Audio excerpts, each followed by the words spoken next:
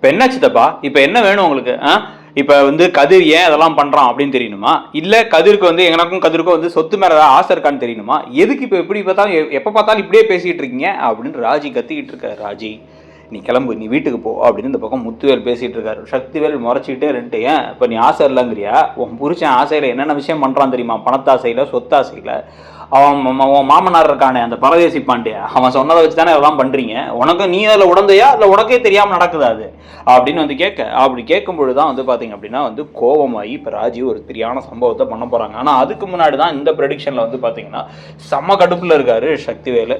என்ன அப்படின்னா வந்து திருப்பி யாரோ ஒருத்தர் கால் பண்ணுறாரு. கால் பண்ணி, என்னண்ணே நல்ல 2 குடும்பமும் சேர்ந்துட்டீங்க போலையே, தங்கச்சி குடும்பத்தை கூட சண்டனில் நினச்சேன் அப்படிங்க. என்னடா பேசுகிற நீ அப்படின்னா, இல்லை உங்கள் தங்கச்சி ஓடி போயிடுச்சுன்னு பேசாமல் இருந்தீங்க, அப்புறம் உங்கள் வீட்டு பொண்ணே வந்து ஓடி போய் அந்த வீட்டு பையனை கல்யாணம் பண்ணிக்கிச்சு, அப்புறம் அதனால தான் கோவமாக இருக்கீங்கன்னு பார்த்தா கடைசியில் சேர்ந்துட்டீங்க போல.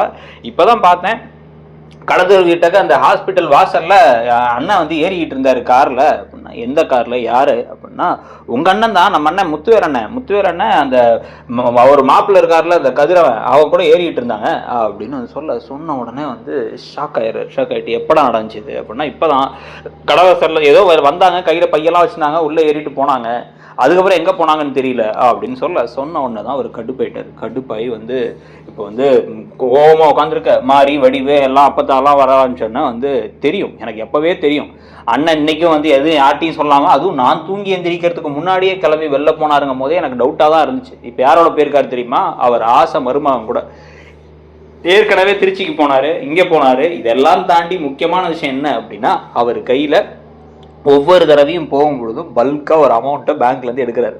இதெல்லாம் வேற எதுக்கு எடுக்க போறாரு? அவனுக்கு கொடுக்க தான். அவனுக்கு ஏதோ பணம் தேவை இருக்குது, இல்லை அவனுக்கு புது கார் வாங்கி தரது, இல்லை அவன் பேரில் இடம் ரெஜிஸ்டர் பண்ணுறதுன்னு ஏதோ ஒரு வேலை செஞ்சுட்டு இருக்காரு. இதை நான் சும்மா விடவே மாட்டேன் அப்படின்னு குடு நீ கிளம்பி எழுத வீட்டுக்கு போகலான்னு சொல்லிட்டு ஒரு இறங்கி நடந்து போக, அங்கே வந்து பார்த்தீங்க அப்படின்னா எல்லாரும் வந்துட்டாங்க. இப்போ இவரை தவிர அதாவது முத்துவேல் மட்டும் ஊர் ஏரியாவில் இல்லை, ஆனால் அங்கே உள்ளார பாண்டியன் ஸ்டோர்ஸ் வீட்டில் வந்து பார்த்தீங்கன்னா எல்லாருமே இருக்காங்க. எல்லாரும் வந்து அவங்க சரவணன்ட்ட பேசிகிட்டு இருக்காங்க. அண்ணன் 12ஆம் தேதி ஹியரிங்கு, நீ என்னென்ன முடிவு எடுத்திருக்க அப்படின்னு வந்து கேட்க, சரவணன் நான் அப்போ எடுத்த முடிவு தான்டா இப்பயும் எடுக்கிறேன், அவளுக்கு நான் வேணாங்கிறத சொல்லிட்டால, அதுக்கு முன்னாடியே நான் முடிவு பண்ணது, என்னால் அவள் கூட வாழ முடியாதுன்ட்டு. நீங்கள் எல்லாரும் திருப்பி என்ன சொல்கிறீங்க? அந்த பிஞ்சு குழந்தை பாவம் அப்படின்னு பேசுகிறீங்களே தவிர, இவ்வளோ வளர்ந்த நான் எப்படி அவள் கூட சேர்ந்து வாழ்வாங்கிறத பற்றி நீங்கள் கவலைப்படல. அவள் எப்படி இருந்தாலும் சரி, அம்மா ஒரு வார்த்தை சொன்னாங்க, அவள் எப்படி இருந்தாலும் சரி, அவள் நல்லவளாகவே இல்லாமல் இருந்தாலும் சரி, அந்த பிள்ளைக்காக வாழினாங்க. பிடிக்காத ஒருத்தி கூட, நல்லவை இல்லாத ஒருத்தி கூட, என்னை பற்றி ஏற்கனவே பொய்யா சொன்ன ஒருத்தி கூட நான் எப்படிடா வாழ முடியும்? என்னைக்கானாலும் நைட்டு தூங்கமோ கள்ள தூக்கிய மண்டையில போட்டு பேர மாட்டேன்னு எனக்கு தோணாது அப்படின்னு வந்து பேச. இல்லடா டேய் சரவணா அப்படின்னா வந்து சும்மா உங்களுக்கு பேரப்பிள்ளை தான் வேணும்னா சொல்லுங்க, அந்த பேரப்பிள்ளைக்காக நான் கல்யாணம் பண்ணிக்கிறேன். ஆனால் கல்யாணம் பண்ணிட்டு இந்த டிவோர்ஸ் கேட்கல, அந்த குழந்தை அவள் எல்லாம் அந்த வீட்டில் இருக்கட்டும், ஆனால் நான் எங்கேயா கிளம்பி போயிடுறேன். அவள் இருக்கிற வீட்டில், அவள் இருக்கிற ரூமில் அவள் கூட என்னால் இருக்க முடியாது. அந்த கோர்ட்டில் 10 நிமிஷம் இருக்கும் போதே எனக்கு மூச்சு திணறல் வர அளவுக்கு சஃபகேஷனாக இருந்துச்சு அப்படின்னு வந்து பேசிக்கிட்டு இருக்கும் பொழுதே வாசல்ல இருந்து சவுண்டு கேட்குது. யோ வெளில வாயா மானஸ்தா அப்படின்னு வந்து குரல் கேட்குது. என்னடா அது குரல் கேட்குது அப்படின்ட்டு வந்து மெதுவாக நடந்து டங்னு வந்து இப்போ முதல்ல பார்க்கும் பொழுது பார்த்தா சக்திவேல் வாசலில் நிற்கிறார். இன்னைக்கு இதை பேசி முடிச்சே தீரணும் அப்படின்னு வந்து சொன்னதுக்கு அப்புறமா தான் வந்து பார்த்தா முதல்ல பாண்டியன் வெளில வர்றார். வெளில வந்து எல்லாருமே வெளில வராங்க. வெளில வந்து என்ன பிரச்சனை, எதுக்கு இங்கே வந்து கத்திட்டு இருக்கனே அப்படின்னு, யாங்களே இங்கே ஏற்கனவே கடுப்பில் இருக்கோம் அப்படின்னு வந்து கோமதி பேசும் பொழுதே வந்து, உனக்கு என்னம்மா கடுப்பு, உனக்கு தான் வந்து நல்ல எல்லாமே கிடைக்குது.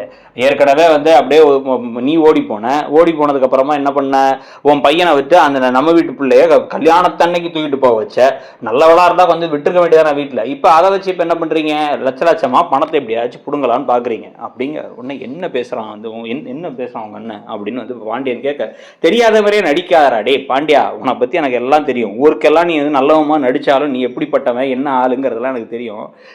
அப்போ மகனை அனுப்பி எங்கள் வீட்டு சொத்துல கொஞ்சம் கொஞ்சமாக அமௌண்ட் எல்லாம் எடுத்து வரதுக்கு ஆள் அனுப்பலையா நீ? அதான் பழனி கடை போட்டதுக்கு அப்புறமா உன் கடை பெருசாக வியாபாரம் ஆயிருக்காது.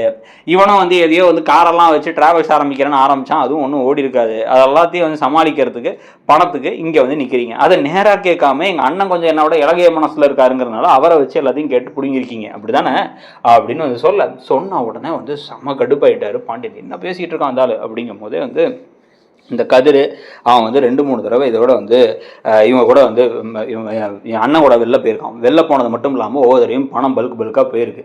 இதுக்கு இந்த மாதிரி ஒரு பிழைக்கிறதுக்கு நேரடியாகவே வந்து சொத்து மேலே கேஸ் போட்டுருங்களேன். கொஞ்சம் கொஞ்சமாக வந்து பணத்தை தேடிட்டு போய் அதை வச்சு உன் குடும்பத்தை நடத்துறதுக்கு வெக்கமா இல்லை அப்படின்ட்டு கிளம்பிட்டு இவளை கல்யாணம் பண்ணதே அதுக்கு தான். இவளும் அதை தான் ட்ரை பண்ணிக்கிட்டு இருக்கா. அவன் வேணும்னு போயிட்டா, நாங்கள் கூப்பிட்டாலும் வரல. ஆனால் இப்போ வந்து பார்த்தீங்க அப்படின்னா எப்படியோ பணத்தை மட்டும் தேத்திடலாம் அப்படின்னு தேத்திக்கிட்டு இருக்கா. அப்படின்னு திட்டிட்டு போன உடனே தான் இப்போ ராஜி கடுப்பாகி அந்த முடிவு எடுக்கிறாங்க. முடிவெடுத்து வேகமாக நேராக கிளம்பி போய் கதிர் என் கூட 1 நிமிஷம் வா அப்படின்னு கூப்பிடாது. ஏற்கனவே அப்பத்தா போன அப்புறம் பேசாமல் இருந்த கதிர் வந்து என்னாச்சு அப்படின்னு கேட்டால் நீ வா என் கூட அப்படின்னு 2 பேரும் கிளம்பி வேகமாக எங்கேயோ போகிறாங்க. போயிட்டு கொஞ்ச நேரம் கழிச்சு வண்டி வந்து நிற்குது. வண்டி எங்கே நிற்குதுன்னு வந்து பார்த்தா வண்டி நேராக வந்து இவங்க வீட்டு வாசலில் வந்து நிற்குது, முத்துவேல் சக்திவேல் வீட்டு வாசலில். கோமதி என்ன ஆச்சுன்னு ஷாக் ஆகி பார்த்துட்டு இருக்கும் போதே நேராக இப்போ ராஜி உள்ளார போகிறாங்க. உள்ள போய் சித்தப்பா அப்படின்னு கத்துறாங்க. அப்போதான் முத்துவேல் உள்ளார வராரு. அவர் வந்து வெளில போயிட்டு வராரு. வரும்போதே வந்து என்னாச்சு ராஜி, என்னாச்சுமா அப்படிங்கும் போதே இல்லைப்பா ஒரு நிமிஷம்ப்பா அப்படின்னு வந்து சொல்லிட்டு இருக்கும் பொழுது மேலேருந்து படிக்கட்டுலேருந்து மேலேருந்து வராரு சக்திவேல். என்ன விஷயம் அப்படின்னு வந்து கேட்க, என்ன விஷயமா உங்ககிட்ட நான் பேசணும், நான் உங்ககிட்ட சொத்துக்கு ஆசைப்படுறேன்னு சொன்னேன்னா இவன் என்னைக்காச்சும் பணம் கேட்டானா, அப்பா வந்து 10 லட்ச ரூபா பணம் தரேன், நீ உங்கள் அப்பாட்ட ஏதோ கடன் கொடுக்கணுமாமே கேட்ட போது கூட வேணாம் தான் சொன்னான் கதிர் அப்படின்னா, அதான் நேரடியாக கேட்கும் போது வேணாம்னு நடிக்க வேண்டியது, அப்புறம் அப்படியே ஏமாற்றி கொஞ்சம் பணத்தை பிடுங்க வேண்டியது.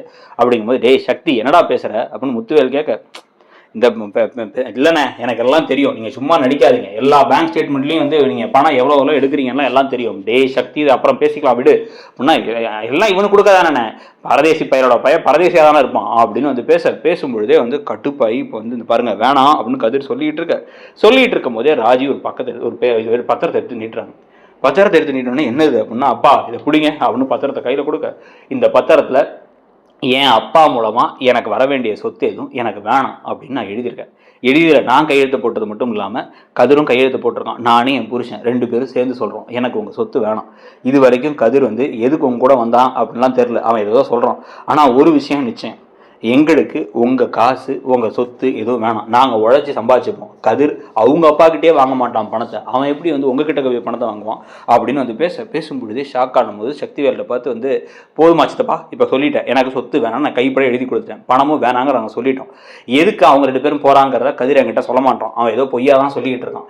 எதுக்குங்கிறத நீங்களா எனக்கு சொன்னால் சரி, இல்லை அப்படின்னாலுமே எனக்கு அவன் மேலே நம்பிக்கை இருக்குது, அவன் சொத்துக்காவோ பணத்துக்காவோ இதை பண்ணியிருக்க போகிறதில்ல அப்படின்ட்டு வேகமாக கிளம்பி இப்போ ராஜி போகும்பொழுதே வந்து அடிச்சுட்டு இப்படி முத்துவேல் அப்படியே உட்கார்றாரு. என்னன்னா ஏதோ ஓவரா பேசிட்டு போறா, இதெல்லாம் சொன்னா இதெல்லாம் செல்லாதுங்கிற மாதிரி கொடுத்து போறாளா, நீங்க பண்றதெல்லாம் எனக்கு தெரியும் அப்படிங்கும்போது போதும் நிறுத்துறா அப்படின்னு இப்ப முத்துவேல் கத்தி. இப்ப முத்துவேல் உண்மையை சொல்ல போறாரா, அவருக்கு கேன்சர் இருக்கிறதுனாலையும் அவருடைய நோயினால தான் வந்து இப்ப கதிர் கூட வந்துட்டு இருக்காரு, அந்த ட்ரீட்மெண்ட்டுக்கு தான் லட்சமா பணம் செலவழியுது அப்படிங்கிறத சொல்ல போறாரா, இல்ல இதுக்கப்புறம் எந்த சமயத்துல இந்த விஷயம் வெளில வர போகுதுன்னு நினைக்கிறீங்க அப்படிங்கிறதையும் சொல்லுங்க. அப்படியே மறக்காம வந்து பாத்தீங்கன்னா பாண்டியன் ஸ்டோர்ஸ்ல அஞ்சலியா தங்கமயிலா யார் சரவணனுக்கு சரியான ஜோடி, எதனால அப்படின்னு நீங்க நினைக்கிறீங்க? சரவணா வந்து எனக்கு விருப்பம் இல்லைங்கும் போது அவரை கட்டாயப்படுத்தி குழந்தைக்காக கல்யாணம் பண்ணி வைக்கிறதுங்கிறது ஓகேவா, சேர சொல்றது ஓகேவா அப்படிங்கிறதையும் சொல்லுங்க. இன்னொரு பக்கம் சிறகடிக்க ஆசையில பயங்கரமான பல ட்விஸ்ட்டுகள்லாம் வரப்போகுது. அந்த ப்ரொடியூஷன்ஸையும் பார்த்துட்டு இடம்பொருள் சேனலையும் மறக்காம சப்ஸ்கிரைப் பண்ணிக்கோங்க. தேங்க்யூ.